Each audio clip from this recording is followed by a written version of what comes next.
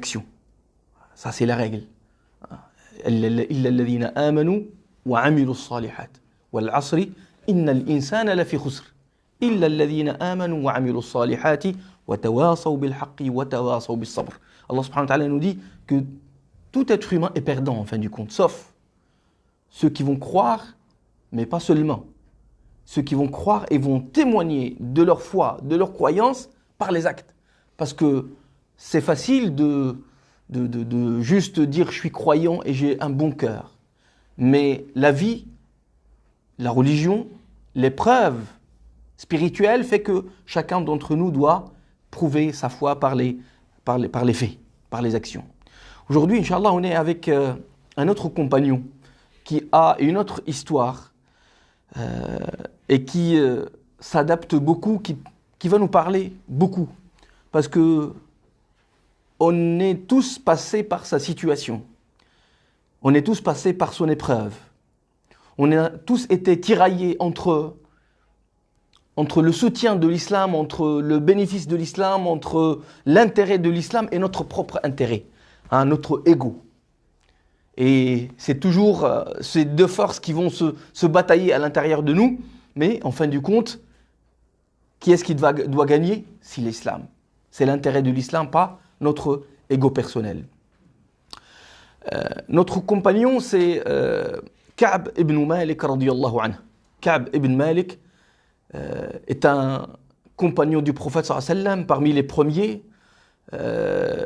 Il a assisté à Bay'at al-Aqaba et c'est quelque chose de très important. Bay'at al-Aqaba, il a assisté à la bataille de Uhud. Donc c'est quelqu'un parmi les compagnons qui ont commencé avec un grand engagement avec le prophète sallallahu alayhi wa sallam. Les circonstances de ce qui va se passer pour Sayyidina Ka'b ibn Malik, c'est Ghazwat al-Usra, Ghazwat Tabouk, le voyage que le prophète sallallahu alayhi wa sallam va faire pour Tabouk, qui est pratiquement 800 ou 900 km de Médine. On a parlé de Abi Dharr, si vous vous rappelez, quand on a parlé de Abu Dharr. Et lui, Abu Dharr, il a été parmi les retardataires parce que sa chamelle n'arrivait plus à poursuivre. Et puis, il a continué son chemin à pied. Il a fait son chemin à pied, vous imaginez, tellement la distance est longue que le prophète sallam a mis, et les croyants étaient pauvres, sur chaque chameau, il y en a 3 qui vont se relayer. Abu Dharr radiyallahu anhu, il a mis ses vêtements sur son épaule et il a continué à pied pour rejoindre le prophète sallam. Mais il a témoigné par ce geste qu'il est véridique, qu'il paye le prix pour soutenir la cause de l'islam, que si l'islam a besoin de lui un jour, même s'il est dans la difficulté, il va faire le maximum pour soutenir cette cause de l'islam. Dans ces mêmes circonstances, l'été, il fait très chaud, les fruits ne sont pas encore mûris, ils sont sur le point de mûrir, une semaine, 2 semaines, 3 semaines, et ils vont avoir commencer à cultiver les fruits. La distance est très longue, et par contre, il y a l'armée byzantine, romaine, qui se prépare à attaquer Médine pour exterminer l'islam. Et le prophète sallam a voulu anticiper, il n'a pas voulu être attaqué à Médine, il a voulu s'éloigner de Médine, comme ça il va faire le combat loin de Médine. Il aura des moyens pour se rattraper s'il y a des difficultés. Sayyidina Ka'b ibn Malik a dit que le prophète sallam avait l'habitude de ne pas donner sa vraie direction. Pourquoi? Pour prendre l'ennemi par surprise. Mais vu que la distance est très longue pour ce chemin, pour cette bataille, la distance est très longue, l'ennemi c'est l'Empire romain, c'est très fort, donc tout le monde doit prendre 100% de ses moyens, on ne doit rien louper. Et donc le prophète sallam à l'avance, 1 semaine ou 2 semaines à l'avance, il a dit tel jour on va partir, on va prendre le chemin de Tabouk et tout le monde doit être prêt. Il a engagé tout le monde, 30 000 compagnons sont partis avec le prophète sallam pour cette campagne. Sayyidina Ka'b ibn Malik a dit je me suis dit, je vais me préparer, j'ai besoin de ceci, de cela, ok, je vais me préparer, et les jours passent, et je retarde à chaque jour, c'est demain, après-demain, hein, comme nous, hein, on procrastine, demain, après-demain, dans un quart d'heure, dans 20 minutes, je vais le faire, le mois prochain. Et il a dit, j'ai commencé je descends même dans les marchés pour voir ce dont j'ai besoin, pour l'acheter, mais je n'achète rien et je ne me prépare pas véritablement pour faire ce voyage jusqu'au jour où c'est bon, l'armée, le prophète va partir. Et moi, je suis pas encore décidé pour partir, bien que j'avais les moyens matériels et financiers, pour faire le voyage avec le prophète sallallahu alayhi wa sallam. Bon, je me suis dit, le prophète sallallahu alayhi wa sallam, il va prendre le chemin un tel jour, c'est pas grave. Le lendemain, je vais le rattraper. Le lendemain, il l'a pas rattrapé. Celui d'après non plus. 3 jours, le prophète sallallahu alayhi wa sallam, il est déjà parti et Ka'b ibn Malik est toujours à Médine jusqu'au jour où il a dit, j'étais sûr que ça y est, je pourrais plus rattraper le prophète sallallahu alayhi wa sallam. Il est parti avec les 30 000 compagnons et je suis sorti à Médine et j'ai trouvé que ou bien quelqu'un qui est invalide, handicapé, il peut pas combattre, ou bien un hypocrite. Comme il le dit en arabe, illa munafiq ma'loum an-nifaq. Sauf les purs hypocrites qui sont restés à Médine, ou bien des gens qui sont des invalides, ceux qui ne pourront pas être avec le prophète sallam et assumer les efforts du voyage. Et il a dit, j'ai senti à me sentir seul et réfléchir, penser au jour quand le prophète sallam va revenir. Qu'est-ce que je vais lui dire? Qu'est-ce que je vais lui dire quand il va revenir? Les journées se sont succédées, 1 semaine, 2 semaines, 40 jours après, le prophète sallallahu alayhi wa sallam est de retour et alhamdulillah, il a gagné la bataille et il revient. Il a atterri directement dans la mosquée, c'est ça son habitude, sallallahu alayhi wa sallam. Il rentre jamais chez lui directement, il va toujours dans la mosquée, il fait de raka'at, il voit ce qui se passe, il reçoit les informations, qu'est-ce qui s'est passé pendant son absence. Ces femmes se préparent, elles ne sont pas prises par surprise. Et les hypocrites, à peu près, comme on dit, il y avait à peu près 80 parmi ces purs hypocrites, ils sont directement partis vers le prophète sallallahu alayhi wa sallam. Il leur dit, à lui donner des excuses. J'étais fatigué, ma femme était malade, ma femme elle était sur le point d'accoucher, j'avais du commerce qui devait être fait rapidement. Et le prophète sallallahu alayhi wa sallam levait la tête, il leur dit qu'Allah subhanahu wa ta'ala vous pardonne, yastaghfirullahu min nabi sallallahu alayhi wa sallam, et ils partent. Le premier, le deuxième, le 60e, le 80e, et puis il a dit c'était à mon tour et je suis parti voir le prophète sallallahu alayhi wa sallam. Excusez-moi, il n'est pas parti lui-même voir le prophète sallallahu alayhi wa sallam, il a dit, il m'a regardé de loin, il m'a vu de loin. Fanadani, il m'a appelé. Ta'ala ya Ka'b, viens. Je me suis rapproché de lui, c'est Ka'b ibn Malik qui rapporte, il dit, je me suis rapproché de lui, il a fait un sourire de quelqu'un qui est en colère contre moi. فابتسم ابتسام المغضب. Il m'a dit, ما خلفك? Pourquoi tu ne nous as pas rejoints? Pourquoi tu n'es pas parti avec nous? ما خلفك؟ أما كنت قد اشتريت راحلتك? Tu n'as pas acheté ta chamelle pour faire le voyage avec nous? Ka'b ibn Malik, il était dans un engrenage. قال فقلت يا رسول الله لو كنت ملكا, si tu étais un roi de la vie d'ici-bas, j'aurais pu te mentir facilement, te trouver une excuse facilement. Mais je sais qu'Allah subhanahu wa ta'ala sait la vérité, connaît la vérité. Il va divulguer la vérité un jour ou l'autre. Donc je préfère être franc avec toi. Je n'ai jamais été aussi fort, je n'ai jamais été aussi riche. Il n'y avait jamais un jour où j'avais tous les moyens pour être avec toi que pendant cette campagne. Et plus que ça, je n'avais pas qu'un seul chameau, j'en avais 2. Et je ne t'ai pas suivi. Le prophète sallallahu alayhi wa sallam a dit, Amma hadha faqad sadaq. Celui-là, il a dit la vérité. Ça veut dire les 80 qui étaient avec lui, ils étaient tous des menteurs. Ils ont juste cherché des excuses pour se débarrasser de l'engrenage avec le prophète sallallahu alayhi wa sallam. Mais Ka'b ibn Malik radiyallahu anhu a dit la vérité. Il a assumé la responsabilité de quoi? De son égoïsme. Il est resté pour profiter des fruits qui vont bientôt mûrir. Il est resté pour rester dans sa maison, pas sortir dans la chaleur. Il est resté pour profiter des moments de Médine au lieu d'aller s'exposer dans la guerre. Il a cherché son propre intérêt au détriment des intérêts de l'islam. Il a exposé l'islam au danger d'extermination. Si tous les autres compagnons ont fait la même chose, les Byzantins auraient attaqué Médine, ils auraient exterminé les musulmans et peut-être même le prophète sallallahu alayhi wa sallam avec eux, et il n'y aura plus d'islam. Je pose la question à nous-mêmes, combien de fois on a été appelé à fournir un service à l'islam et on n'a pas fait assez d'efforts. On avait les moyens, on avait la capacité, mais on a préféré rester sur le canapé. On a préféré aller partir en voyage.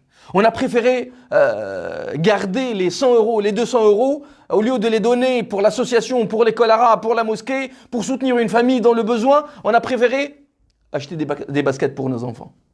On a préféré faire un festin avec nos amis. Combien de fois on a fait appel à nous? On a vu ça sur Internet, on a vu ça dans la mosquée, dans l'association, dans le quartier.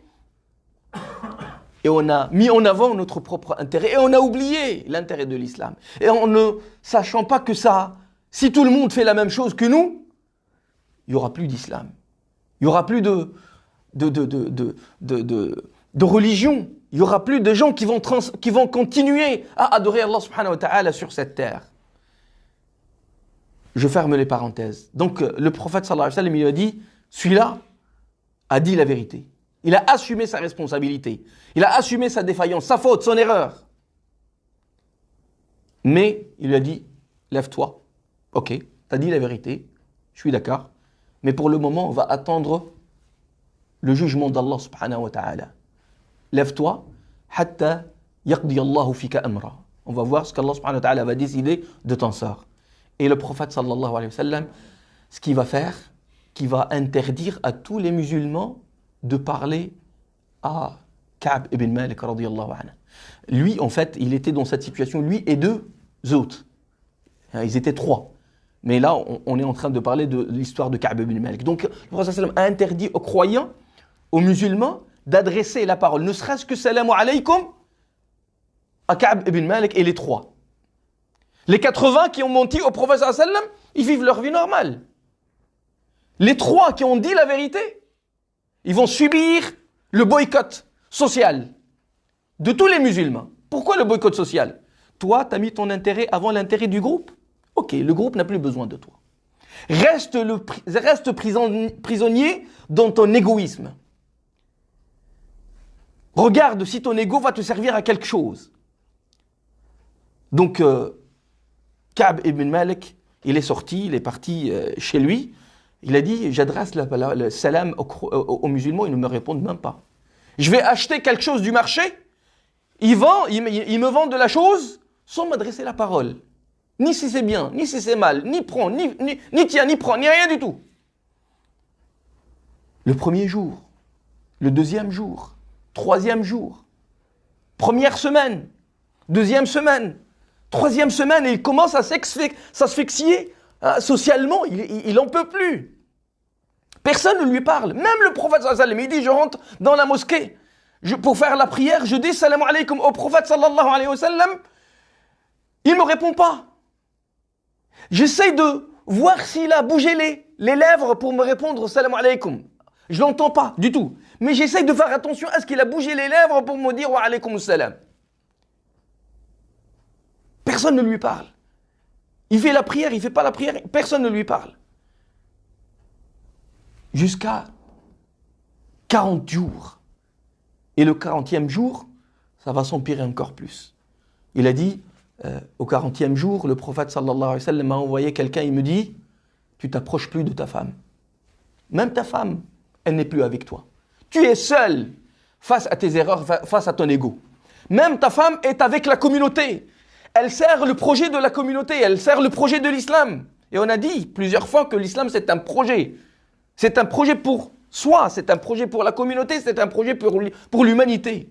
Et c'est à nous de soutenir ce projet-là, de participer, de contribuer dans ce projet-là.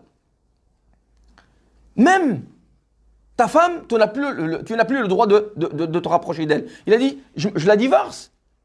Non, on lui a dit non.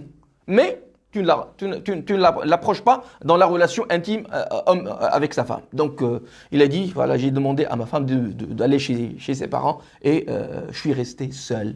Mais vraiment seul, à la maison seul. Il a même plus le pouvoir, la capacité d'aller à la mosquée. Il est étranglé, il est asphyxié. Il a dit un jour, j'avais mon voisin qui est un cousin à moi, Ibn Ammi.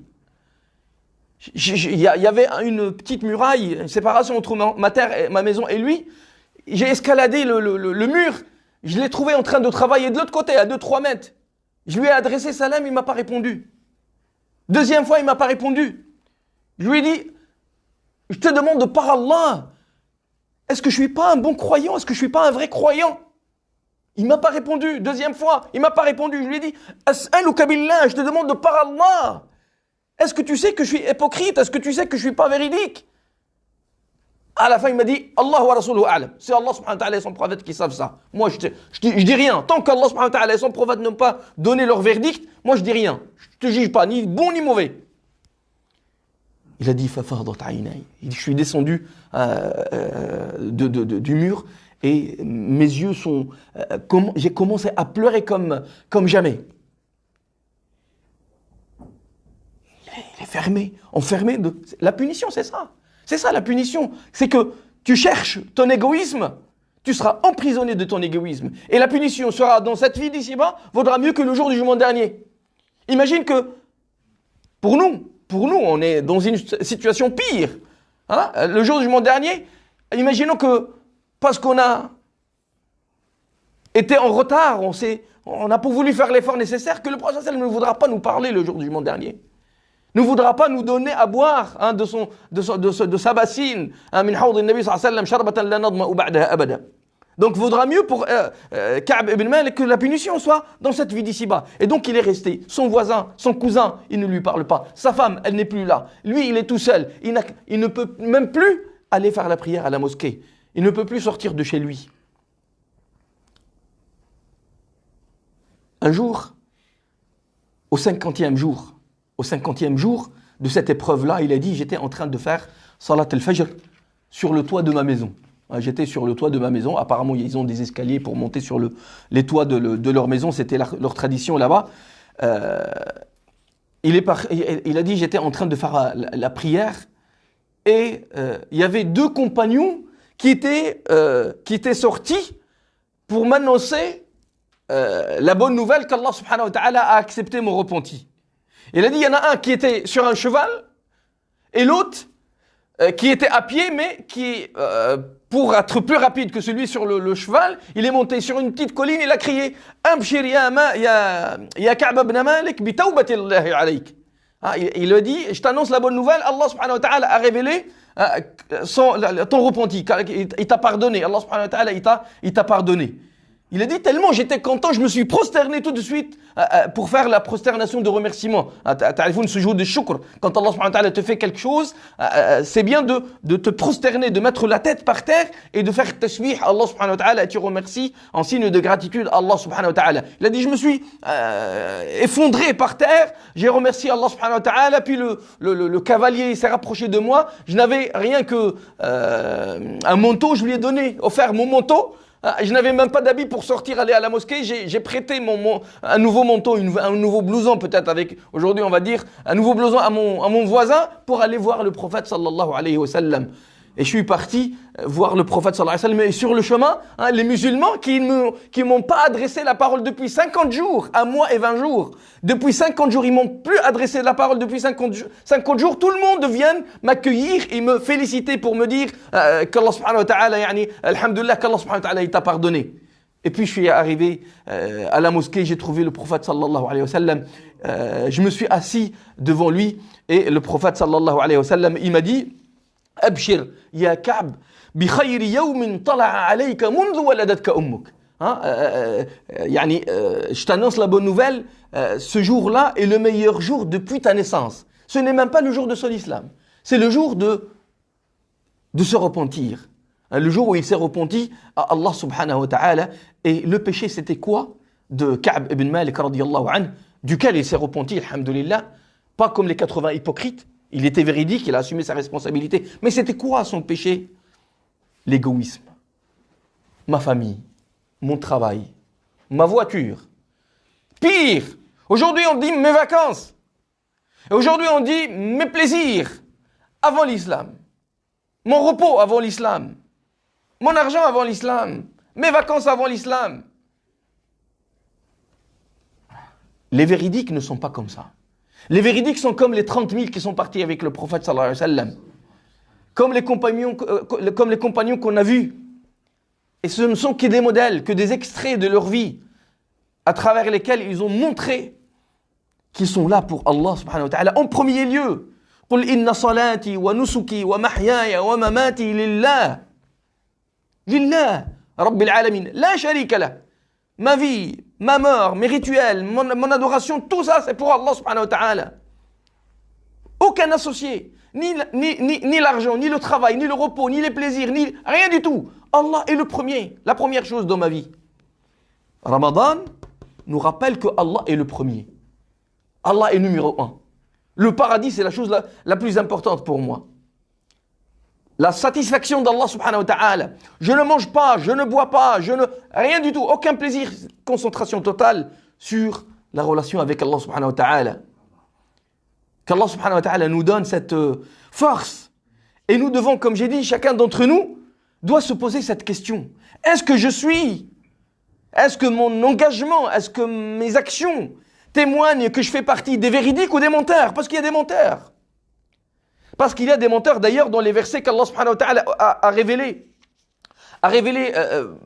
Pour mentionner qu'il a pardonné Ka'b ibn Malik et les deux compagnons qui étaient avec lui. Allah subhanahu wa ta'ala a dit لَقَدْ تَابَ اللَّهُ عَلَى النَّبِيِّ وَالْمُهَاجِرِينَ وَالْأَنصَارِ. Allah subhanahu wa ta'ala a pardonné, a accepté le repenti du prophète, des muhajirin et des ansar الَّذِينَ اتَّبَعُوهُ فِي سَاعَةِ الْعُسْرَةِ. Ceux qui l'ont suivi quand c'était difficile, il y avait la chaleur, il y avait la peur, il y avait la difficulté, il y avait la fatigue, il y avait le risque.